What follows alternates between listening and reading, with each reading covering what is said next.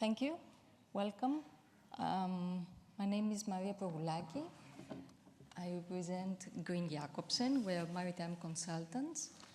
And originally, I'm a maritime economist. And being such, all of these years, I am a bit fed up with the expression and the statement that seafarers are the most important asset, blah, blah, blah, all of this. But at the end, it's still a number. We still calculate manning expenses in the OPEX, 60, 65, 70%. So this is where I stand. My concern has always been, despite being an economist, what is the value that we get from this percentage that we spend? So to start with, performance, what it is about, it is the egg or the chicken question. Is it the process? Is it the end result? As I see it, most calculate the result. Numbers, percentages, and we miss what contributes to these numbers. So the process-oriented mindset says that performance is what we do and how we behave towards reaching these numbers, the result.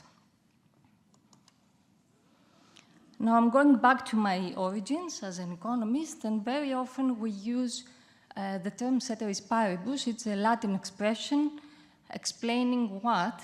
The indication that of the effect of one variable on another one, considering that all the other variables remain the same.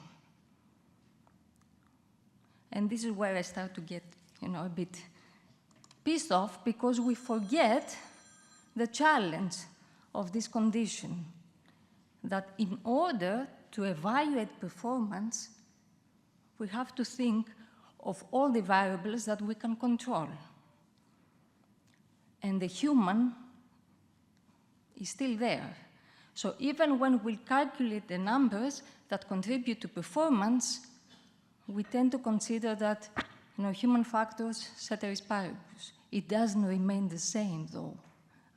You have the social, mentioned earlier, the psychological, the physical, the mental, the cognitive conditions that influence the people who do the job that do not remain the same.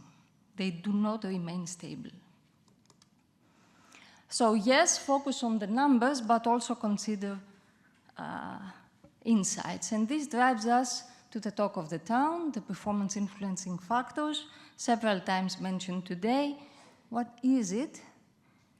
Ways to describe all these conditions that influence people who actually do the job.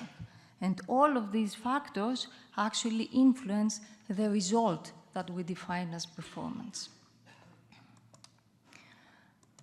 And what we very often see among the ship operators, vessel operators, is that they focus mainly on the quantitative, the KPIs, LTAF, LTIF, all of these numeric expressions of the end result of performance.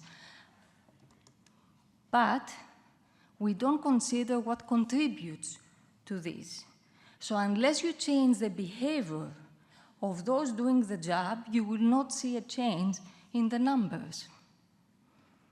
And what are these qualitative data, qualitative ways to evaluate performance? It has to do with crew engagement, we heard it earlier, well-being, and among these, psychological safety.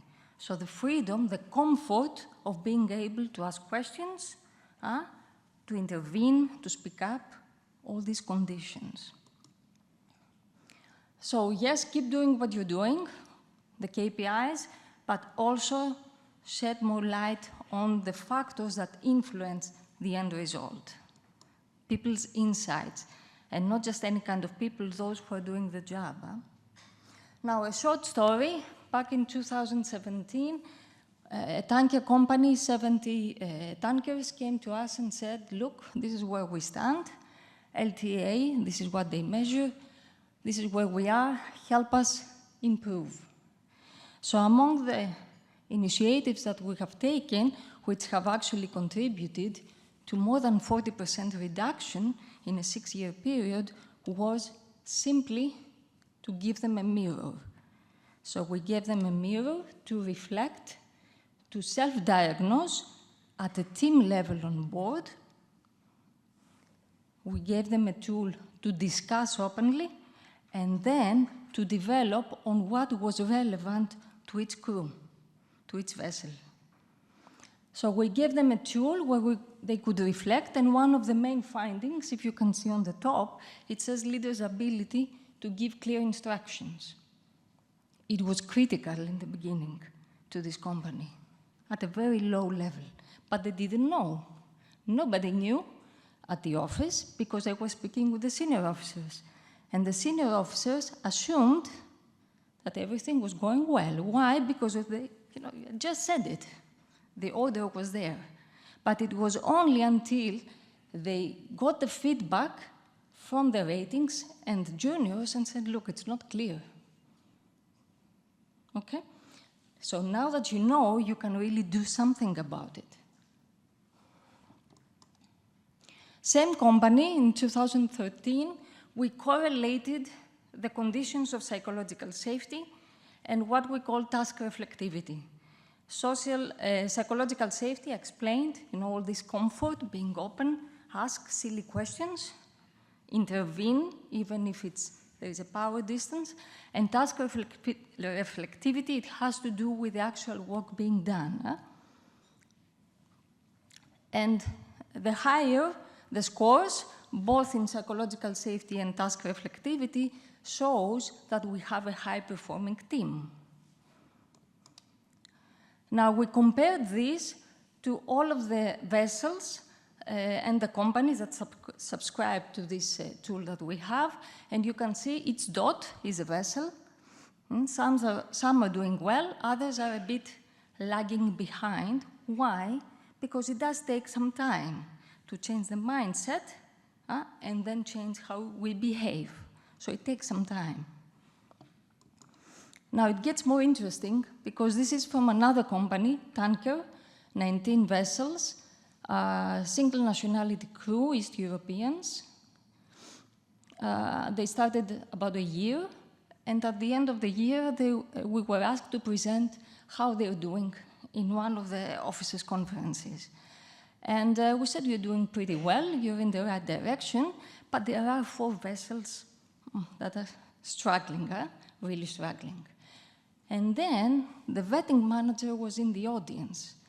And the next presentation done by the vetting manager showed that, look, we're performing, what was the average vetting, 1 point something observations. But there are 4 vessels that are lagging behind, more than 10 observations. So when my colleague and the vetting manager sat down, they realized that same 4 vessels. So what if we knew that before the vetting?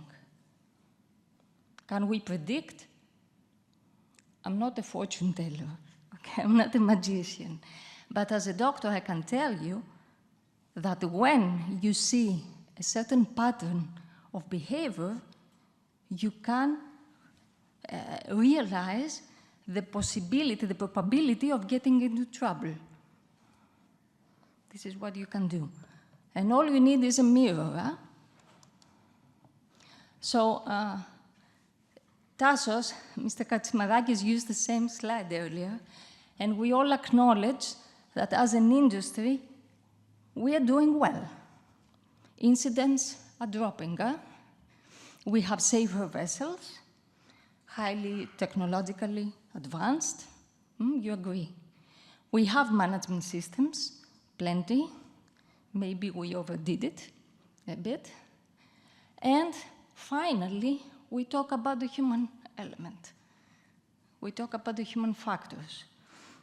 So I'm pretty glad we have reached this point, but inside me, I'm a bit concerned if we are really going to do something about it. So, 2 takeaways. 1, get closer to the people who are doing the job. A lot of micromanagement. We took the man out of the seamanship. We have the ship, we have the sea. We took the man out. Individual, yes, you do recruit a man, but we still see dysfunctional teams, although they are led by a listed masters. Why? Because performance is context-based. So we need to know the team. We need to work in a team level. We need to make things relevant to the vessel, embracing the change of the crew, embracing this dynamic characteristic of the profession and of the business. So far, we see it as a barrier. We can work with it. And then you will see also at an organizational level what can be done. And there are things to be done. We need the office people to be aligned, to have the same mindset. Otherwise, we see commercial department doing their own stuff and the rest doing something else, and the HSQE in a cave. And then, as an industry, we will see the effects that we want to see. So there's no magic, but I can tell you that if you see performance as a process, as a cycle, and you stay devoted, and you, as we say, eat your greens, do it right, you can see the change that you want to see. First in the mindset, and then in people's behavior. Thank you.